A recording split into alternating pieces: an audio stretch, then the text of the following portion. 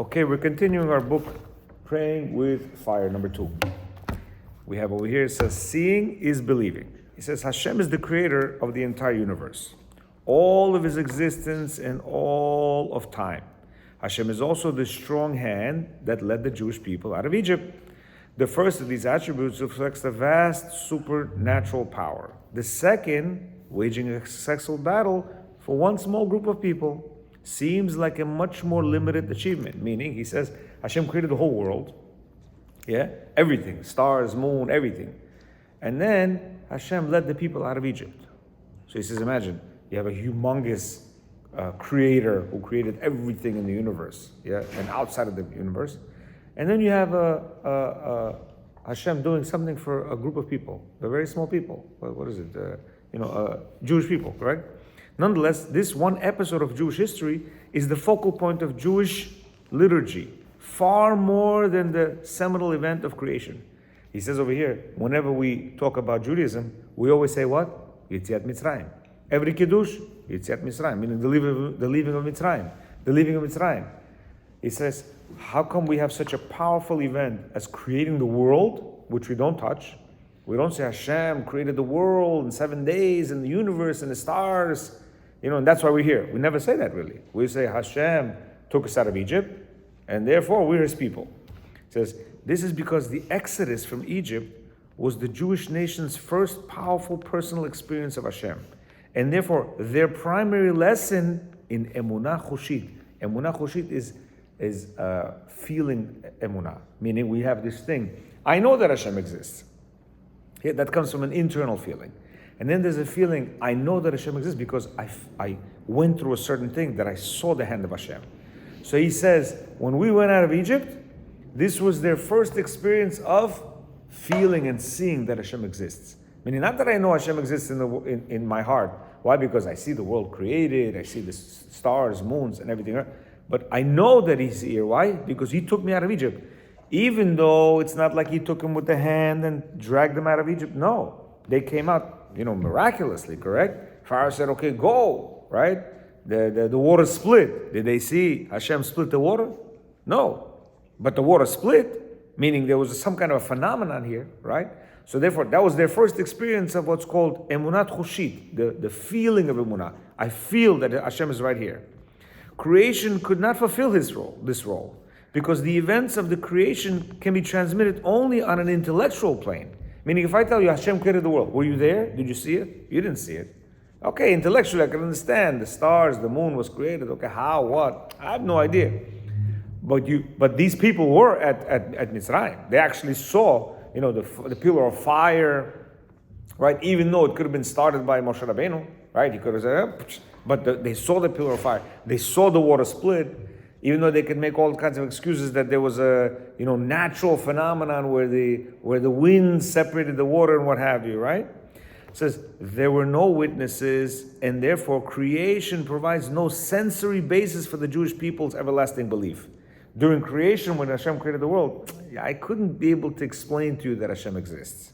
For the Jewish nation's belief in Hashem to withstand the test of time, it had to be an emunah chushit built on human experience, as Rav Eliyahu Lopian explains. Meaning, for us to be able to really understand and know that Hashem is our God, we had to feel the actual experience of coming out of Egypt.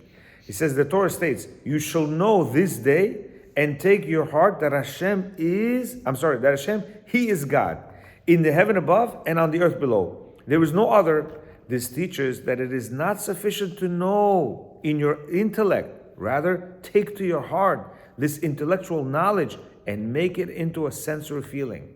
The Torah states that we have to know that Hashem exists. Not just logically understand that He exists, but know that He exists. This incredible experience of the redemption from Egypt, which was witnessed by 600,000 men and many others, provides the foundation that to this day upholds the Jewish nation as an exalted people connected to Hashem by a unique and eternal bond. A Jew is therefore commanded to verbally recall twice a day in Kriyat Shema, when we say Shema Yisrael, Hashem's redemption of His people. Every day we have to say what? Hashem took us out of Egypt. Hashem took us out of Egypt, correct? He says over here, however, reciting the words is not the end itself. Speaking about the redemption is meant to awaken the dormant memory of it that is imprinted upon every Jewish soul. To ensure that this would occur, the altar of Kelm demanded that the students of Kelm's Talmud Torah study and visualize the verse from the Torah and the statements of the sages regarding the exodus from Egypt until they became sensory experiences. Meaning, the Rav of Kelm told each student that they must look in the Torah, read these words that Yetziat Mitzrayim, and understand and try to see it, right, in their minds, that they actually, came out of Egypt, so that they could feel the experience of coming out of Egypt. In the spiritual sense, Exodus was the Jewish people's first hands-on experience with what had been. Until that time, largely an intellectual concept existed. Like the man who had never tasted bread, they understood Hashem only in an intellectual way. Through the Exodus, they were able to experience Hashem's power personally and to feel it so strong that even now, more than 3,000 years later, the hearts of their children have the capacity to feel it. Yeah, right now we have a lot of people that go to, let's say, Auschwitz, and they go to different concentration camps, yeah? When we think of what, Yimach Shemo Hitler did, he did this, he did that. We don't understand it, but when you go over there and you see all the rooms of the concentration camps, and you see all the burning places that they used to burn people, and you see all the shoes that are there with no people, and you see in the museum like all the stuff that was looted from them, and you actually see these, and you see the pictures of what they did, it's a different feeling already. It's one thing that we can explain to you, Hitler and Mashmot did this, did that. It's one thing. But when you actually see it, same thing with October 7th. A lot of people were like, what is this, what is that? But then a lot of people went. A lot of these, representatives of our government went. A lot of actors went, a lot of people of influence, they went. And when they saw the actual burned homes over there, when they saw the charred bodies over there, they had a completely different understanding of what really went on there. And some of them actually turned their ideology of the fact that, maybe the Palestinians are correct. They turned their mind and said that that's barbaric. Understand? So therefore, here also, we can understand Hashem created the world, the sun, the moon, the stars, the plants, the animals, whatever. Yeah, okay, I understand that. But 600,000 men plus other people, which is, as the Chazal say, over 3 million people, saw Hashem's hand, that He took us out of a nation that was subjugating us, brought us through the desert 40 years, provided for everything for us. So we actually felt Hashem there.